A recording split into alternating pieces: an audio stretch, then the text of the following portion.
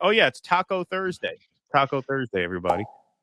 Taco Thursday. All right. So Donald Trump got asked about the taco trade, as Wall Street is calling it. The taco trade is you buy every time Trump announces a tariff, and then you sell when he backs down. It means Trump always chickens out. So a reporter had the temerity to ask him about it.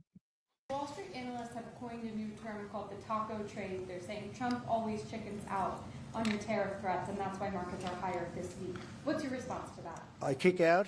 Chicken out. Oh, isn't that nice? Chicken out. I've never heard that. You mean because I reduced China from 145% that I set down to 100 and then down to another number? And I said you Where have to open Janine up your whole Pirro's hands country. right now? And because I gave the European Union a 50% tax tariff, and they called up and they said, please, let's meet right now. Please, let's meet right now.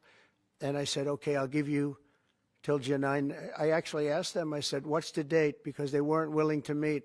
And after I did what I did, they said, we'll meet anytime you want. And we have an end date of July 9th. You call that chickening out? Because we have $14 trillion now invested, committed to investing when Biden didn't have practically anything. This country was dying. You know, we have the hottest country anywhere in the world. I went to Saudi Arabia. The king told me. He said, you got the hottest country. Everyone wants to come here in the now. world right Oh now. yeah. 6 Everyone months wants to ago, come this here. country was stone cold dead. We had a dead country. We had a country.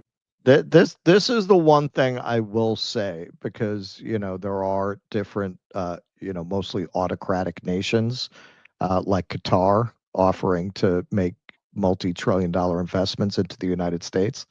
Yeah, I mean, I think for oligarchs and autocrats, they might like the direction this country is going in. Right. Less worker rights, less unions, lower wages. It's not easy to find an industrialized nation with a third world workforce who are inured to third world conditions. So he might very well be right. I mean, it's hot for oligarchs around the world, just like it's hot for our oligarchs, and for the same reasons. There's no other country in its class where you could abuse the population this way. Yes. People didn't think it was going to survive, and you ask a nasty question like that. It's called negotiation. You set a number. And if you go down, if I set a number at a ridiculous high number and I go down a little bit, they want me to hold that number, 145% tariff. Even I said, man, that really got up. You know how it got? Because of fentanyl and many other things, and you added it up. I said, where are we now? We're at 145%. I said, whoa, that's high. That's high. They were doing no business whatsoever, and they were having a lot of problems. We were very nice to China. I don't know if they're going to be nice to us, but we were very nice to China. And in many ways, I think we really helped China tremendously, because, they were having great difficulty because we were basically going cold turkey with China. We were doing no business because of the tariff, because it was so high. We say But I knew cold that. wanton. But Cold they never wanton say with China. what you said. That's a nasty question. Go ahead. To me, that's a nasty question. Wait a minute. Wait. Go ahead, please. Yeah, no, that sounds like a guy who's reasoning all this out very well. So he says, yeah, you start with a very high number, so giving away the fact that this is all bullshit right there. And yeah, and then you added all that up, and I said, oh, that's very high. Yeah, no, he's completely in control of all this. But hey, a lot of people have observed that these tariffs are illegal because they're essentially a tax, and only Congress has the right to impose a tax. And a federal court just made the ruling that indeed the tariffs are illegal. Overnight, a staggering setback for President Trump's aggressive trade agenda. A panel of judges on the U.S. Court of International Trade blocking most of Trump's sweeping tariffs on China and other trading partners, determining that they are contrary to law. The move effectively bringing Trump's trade war to a screeching halt. In April, the president declared a national emergency to impose his so-called reciprocal tariffs on goods from every country that trades with the U.S. without seeking approval from Congress. My fellow Americans, this is Liberation Day. As markets roiled, Trump defiant. I know what the hell I'm doing. But overnight, the federal panel ruling that the law does not That's gotta be a authorize sound the drop. president to I use know what the emergency hell I'm powers doing. to issue tariffs, and that his We executive got to put orders that into the exceed any new, authority opening. granted to the president. Yeah. The judges appointed by Presidents Reagan, Obama, and Trump also blocking tariffs Trump imposed on China, Mexico, and Canada to combat fentanyl trafficking, because they do not deal with the threats described in the president's order. The Trump administration overnight quick to appeal, the White House rebuking the court, saying it is not for unelected judges to decide how to properly address a national emergency, adding the administration is committed to using every lever of executive power to address this crisis and restore American greatness. For weeks, the president's on-again, off-again tariffs have caused whiplash on Wall Street, sparking major sell-offs when he issues new threats and rallies when he pulls them back. In the Oval Office yesterday, Trump lashing out when a reporter asked about a new term for his turnarounds. Mr. President, Wall Street Yeah. So just a little more about this. So the court strikes down most of Trump's tariffs, ruling them illegal. The Trump administration has justified the tariffs by citing the International Emergency Economic Powers Act of 1977, or IEEPA, which gives the president the power to regulate imports during certain emergency situations.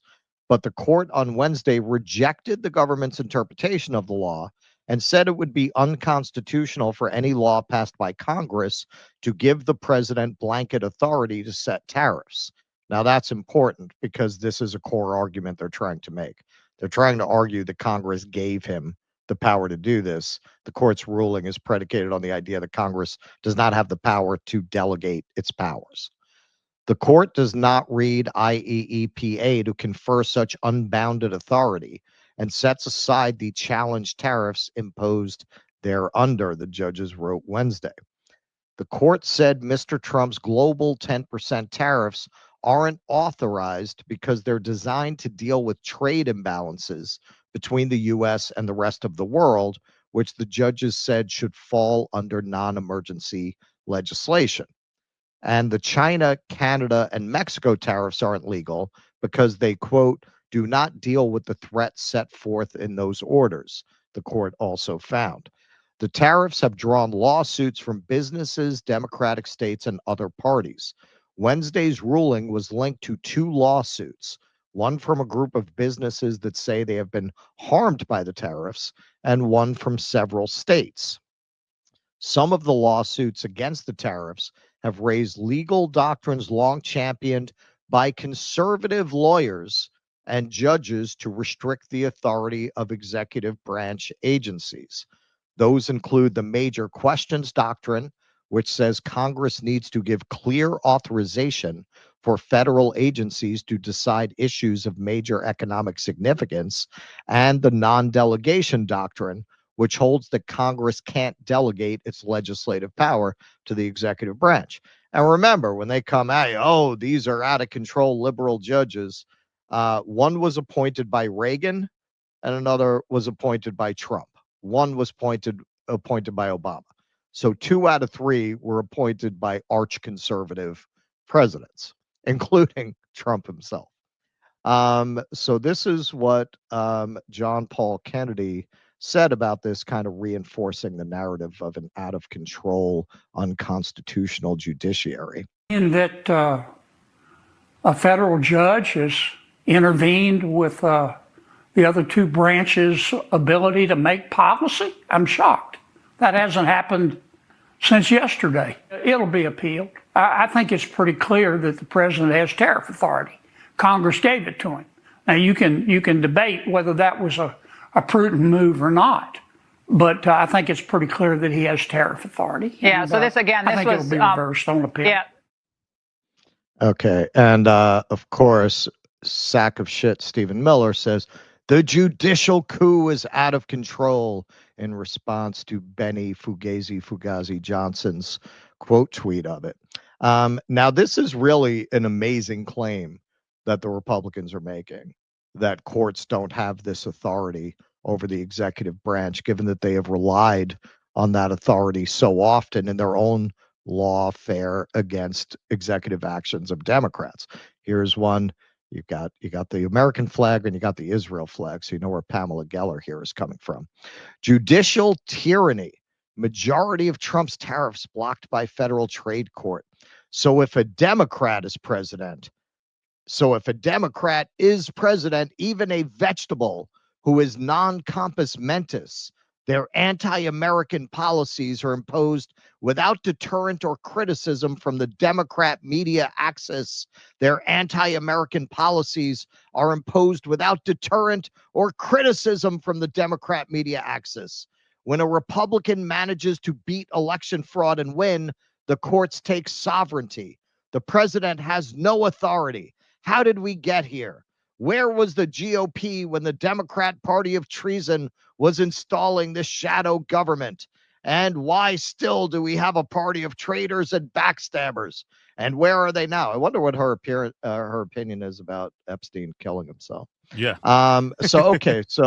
So this just absolutely batshit rant has no basis in reality, and it's very Orwellian the way people just memory hold very recent court decisions against Democrats. You might remember the court voided the Obamacare mandate, but decided not to void Obamacare as a whole. Remember, there were a few years there on your taxes. You had to file like what your healthcare status was. You don't have to do that anymore because the court voided the mandate to have insurance. Supreme Court will allow evictions to resume. You remember this? During COVID, the Biden administration tried to do a nationwide moratorium on evictions, and the court ruled it could not regulate evictions in that way.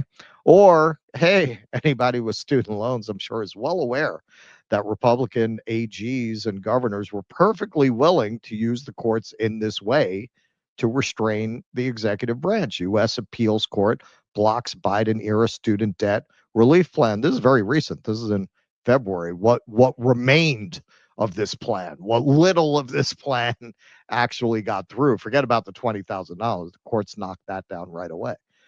So it's pretty amazing that you could get so many people to just memory hold that. I mean, it's very clear what the political motives are of people like Kennedy claiming this is outrageous and we've never had courts do this, when Republicans avail themselves of the courts in this way constantly. But you, average citizen, how did you forget that this just happened? The student loan battle, this just happened. Like, the Republicans weaponize the courts against Biden's policies all the time. It's checks and balances. It's how it's supposed to work. There's nothing extraordinary about it. There's nothing particular to Republicans about it. As you could see, the courts ruled against Democrats repeatedly in these cases. The mooch comes out of retirement to drop a little tweet. Why we have checks and balances. Yes, even a stopped clock. So Trump's response to this, I mean, we can infer it because it came out right after this ruling. Trump truths out this meme of himself. He's on a mission from God and nothing can stop what is coming. So listen, man, if you have the ability to get a second passport, or if you already have one, you know, this might be a good time to start making plans. That's all I'm going to say in response to that. Now, for anyone who's saying, well, the system is working as intended and the courts are going to put a stop to this, Goldman Sachs put out a note. That's paywalled for their subscribers. But Zero Hedge did an article about it that you can look up. That's pretty good. Goldman Sachs on trade court block of Trump tariffs. This ruling represents a setback for the administration's tariff plans and increases uncertainty, but might not change the final outcome for most major U.S. trading partners. Basically, they laid out a bunch of different paths by which the executive could actually impose tariffs. The reason they probably took this route is because all the others have limitations and particular steps you have to go through. And if you look at these guys, they just want to flood the zone, move fast and break things. So they did it this way, even though it was very obvious that the legal basis for declaring an economic emergency that, according to them, began in 1935, which is by definition not an emergency, was never going to hold up to court scrutiny. But Goldman Sachs laid out a bunch of other things they could do. Apparently, if they moved to tariffing items like steel rather than nations, that's easier to do. There are also provisions by which they could do 150-day tariffs, but which they would then have to get renewed. There were also means of imposing tariffs after an investigation by the U.S. trade representatives. So there are quite a few ways around it. One is included here. Trade Act of 1974, Section 301. The president can impose tariffs or other trade measures to address unfair trade practices by foreign governments, such as intellectual property violations or discriminatory policies after investigation by the U.S. Trade Representative. So, look, Goldman Sachs, give the devil their due. I assume Goldman Sachs, evil vampire squid around the planet that it is, knows of what they speak. And if they're saying, yeah, there are like 6 or 7 ways for him to impose tariffs that don't involve this act, I take them at their word. So, and knowing this administration, they're not one to let shit go. The people who photoshopped MS-13 onto Knuckles and then had the president go out and claim it wasn't Photoshop, they won't let it go. Like, if they can't do it this way and they can do it another way, they will. So this may be the end of such sweeping, arbitrary wake up this morning to 50% tariffs and tomorrow he backs off. It might be the end of that, but it's very unlikely to be the end of tariffs. Well, there's an opportunity here for them, which is if they look at their poll numbers, Trump's poll numbers actually have improved since backing off of the tariff war. And so, maybe this is an opportunity for them to say, hey, you know what? Let's view this maybe as a blessing in disguise, right? But that would be if they weren't hell-bent on doing what they want to do, which, of course, they are. They are. But if you look, his numbers have actually rebounded since he has abandoned certain parts of what he wanted to do. Doge, tariffs, right? And so we'll see if they take the hint. I wouldn't hold out too much hope. If Trump manages to run for that third term, he should run under the slogan, "If only all of America had but one neck." Yeah, right, exactly. Yeah, indeed. Hey, thanks for watching our video. We're currently raising money to produce our documentary film on the Uhuru movement. Go to givesendgo.com/do dissidents to chip in. Every dollar you give goes towards the project. We do not take any kind of salary on these. We mostly live on Gatorade when we're on the road, so even solid food is iffy, just enough to get by. But we do not take any pay for this. Every dollar actually goes into what we need to shoot the project. The Uhuru movement is a subject that really deserves more exposure. Everybody heard about it through the court case, and that was an important thing to elevate.